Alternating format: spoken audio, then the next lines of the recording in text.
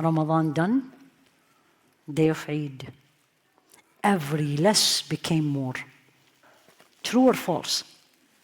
Yes or no?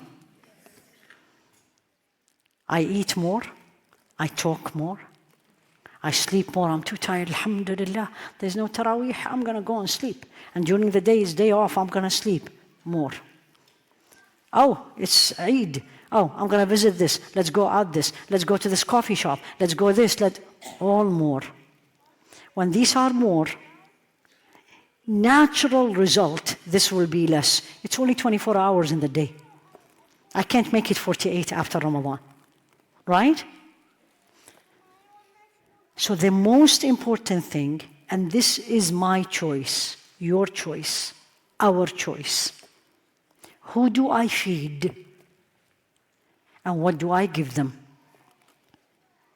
Every haram I look at, remember the rivers, every haram I look at, the nafs is stronger, the heart becomes weaker. Every haram I listen to, let alone I say it, my heart is weaker. Every time, every day pass without the remembrance of Allah, I say this to my heart, poor heart, you're way weaker today. So the qalb, my focus, for me as a Muslim woman, or Muslims in general, a person who's focused on her akhirah, wants to go to Jannah. And if I can see you better, I'm sure if I asked you, do you want to go to Jannah? Everybody will raise two hands, not one. As a person focused on Allah, focused on her journey, wants to be better. If you didn't want to be better, you would not be here today. There's so many other things I can do on a Saturday. I can just catch up on my sleep. So don't let shaitan do this to you. But we are all on a different path. On the same path, but different stations. And sometimes Saturday I'm in a station, or maybe Monday I'm a little bit back. But it doesn't matter, I'm still on the path. Ihdina as-sirat al-mustaqim. We beg him every day, minimum 17 times a day. Why? If it was not easy, he would not have asked me to ask him. If it was not hard, he would not have asked me to beg him, guide me, meaning I can't do it alone. So remember this parable. When too much, this is weaker. That's why you see people now, unfortunately, falling more into anxiety and depression. It's not because the faith is weak, but it's because my nafs is getting so spoiled. When we say, I don't know what you say in Britain, but in the States we say this word, spoiled rotten. Everything, like look at the child, spoiled rotten. Anything they want, the mother gives him or her, or the dad, or the parents, or the grandparents. This young child will grow up, life is very difficult for him or her because they are used to take it. Anything they want, it's given. Now life doesn't give me everything when I grow up. And then I become miserable. That's my nafs. Train your nafs to be your slave, not the other way around. Train your nafs to be your slave, not the other way around. I have the full control where I'm going to say, no coffee this morning. Well, I like it. I'm sorry, you're not getting everything you like. Don't we say this to our children? It's the same concept. Actually, it's the same concept. Again, scholars of Tazkiyah will teach you. The famous Imam al-Busayri, the poet who wrote the Burda, the famous poem about praising Rasul alayhi salatu wasalam, he starts in the beginning not talking about the Rasul alayhi salatu wasalam. He starts talking about Tazkiyah, and he said, وَالنَّفْسُ كَالطَّفْلِ إِن تَهْمِلْهُ أو إن تهمله شب على حب الرضاع وإن تفطمه ينفطم. The nafs, the I in me, is like a child. والنفس كالطفل, child. إن تهمله شب على حب الرضاع. If you're going to keep him doing what he or she wants, they're going to be breastfeeding all the time. وَإِن تَفْطِمْهُ يَنْفَطِمِ. And if you're going to train him to stop breastfeeding, he or she will stop breastfeeding. That's what I need. The reason it's becoming more difficult for us, because everything is available. Everything is, sometimes it's even free. Buy one, get one free. And alhamdulillah, and I am just, may Allah make me grateful. And all of us living in the West, things are accessible within our hands. If you were with me in Gaza, almost a month and a half ago, you will know what it means, what you need to train your nafs. When there is no food, other that piece of that can in Ramadan, that can, and Allah knows what it tastes. And if you got that piece of bread, Ya Allah, let alone doing wudu in a water that tastes good. 10 days we did wudu in the most toughest taste of water I've ever done. I tasted. It's directly from the sea. It is so bitter. The last day I got so much used to it.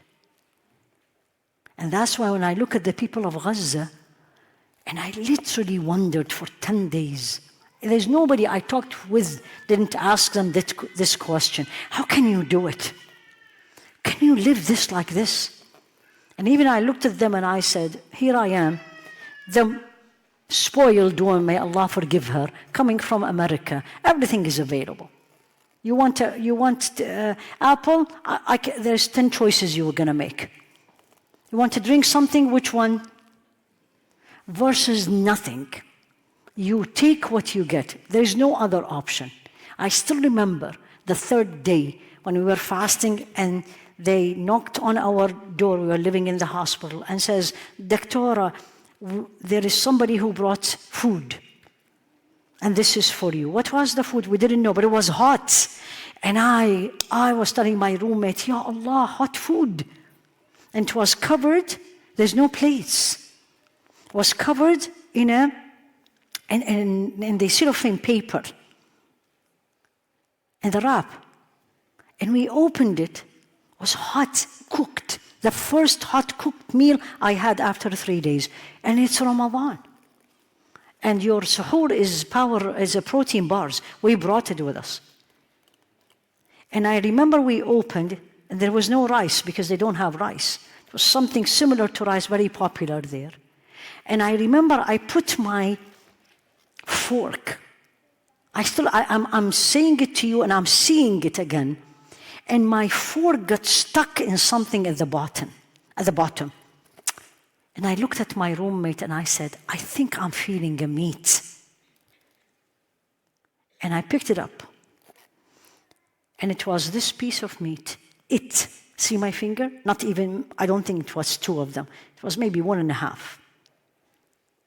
I looked it up and I said, Subhanallah, meat. Imagine where was my nafs. Versus us. Chicken, I don't like chicken. Oh, fish, doesn't taste good. And I leave it. And the plate, especially with the open buffet concept, the plate is full of food. Why? And then I take a bite, and a bite, and a bite, and everything is in the garbage. The poor heart, I say. What happened to you? I gave my nafs everything at once.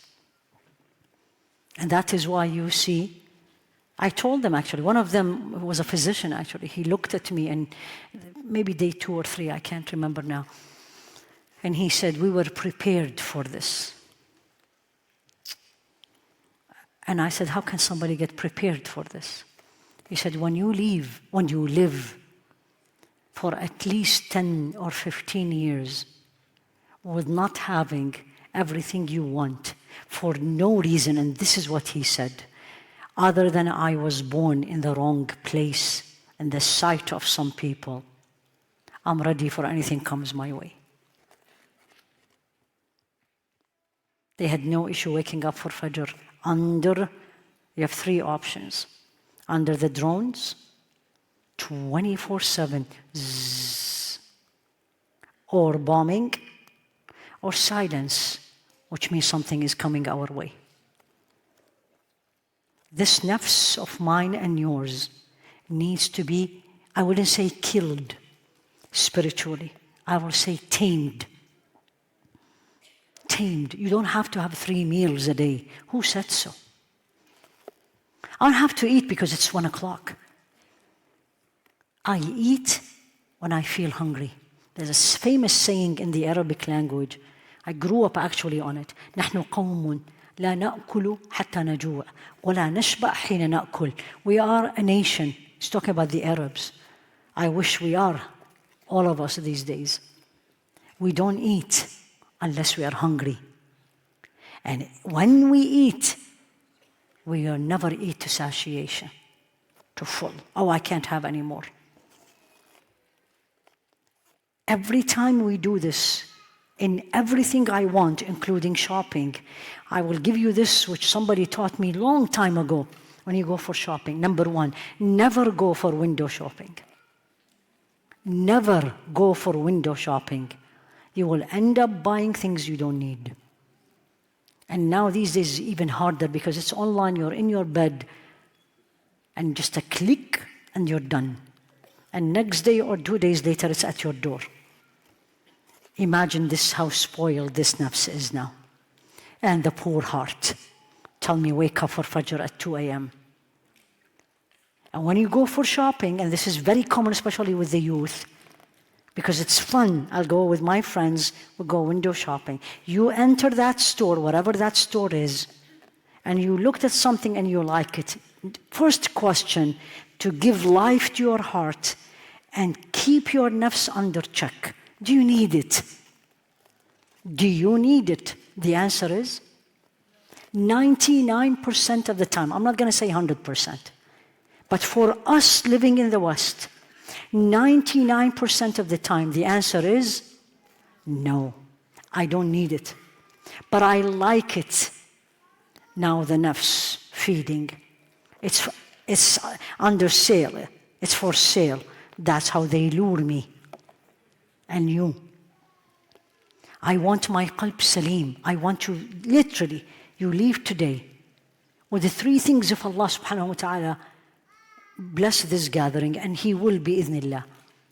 Number 1, learn to do things for Allah only. Don't look at people, let alone you. Number 2, learn the concept of something called qalb salim, pure heart that will take you, zip you, or actually zap you and me to Jannah. The third, which I'm going to spend the rest of the time talking about it, what kind of a heart you have now. Remember, I said this in the beginning. What kind of a heart you have. There's 3 kinds. There's many definitions of the heart, but we'll take it from the Quran. That will be the easiest. First one is a salim, the goal, the one that will take me directly to Jannah. The opposite of a salim, there's 2 opposites. The extreme and the less extreme. Who can tell me what is the extreme? Just say it. Dead spiritually. Don't think of the heart, the pumping heart. That's physical. That will die with me. That heart, the physical, 6 months, if somebody opened my grave and yours, there will be nothing. Nothing. You've seen the picture came from Palestine. And after a year, not even a bone, except 1 piece, where Allah will create me back from it or bring me back from it. So the spiritual heart is what we are talking about. What is a dead heart? Or you want to learn the sound heart? Which one you want to learn first? And in between, of course, it's going to be the sick one. So there's 3 options. And I can have these 3 in the same day. Me, not you. Or I have the dead, she has the salim. No. It is me. In the morning, I could be spiritually dead. Afternoon, I am completely pure. In the evening, I went back and became sick. True or false? How is that? How can this swift changes happen? Let's see if you paid attention to what I said in the beginning. What will change me? Again, internally, don't look at people. You know the selfie we're all crazy about these days? If I put the selfie on my heart, literally, turn it on your heart, what changes me? I'm the same person. It's the same city, home, job. What changes? Anyone? What do you feed? What do you feed? Not food, which part of it is food also, by the way. But what influences you bought, you turned on, you listened, you memorized, and fed this or this? Very simple, هذا. True? So let's start with the dead person, the dead heart. The dead heart, قلب الميت. And Allah said it, أَوَمَنْ كَانَ مَيْتًا فَأَحْيَيْنَاهُ وَجَعَلْنَا لَهُ نُورًا يَمْشِي بِهِ فِي النَّاسِ كَمَنْ مَثَلُهُ فِي الظُّلُمَاتِ لَيْسَ بِخَارِجٍ مِنْهَا. Allah said this in Surah Al-An'am, the cattle. He gave the two parables. The person who's dead spiritually, and then we gave him life back again, meaning guidance, hidayah, Quran, Sunnah, obedience to Allah. All this gives life to you.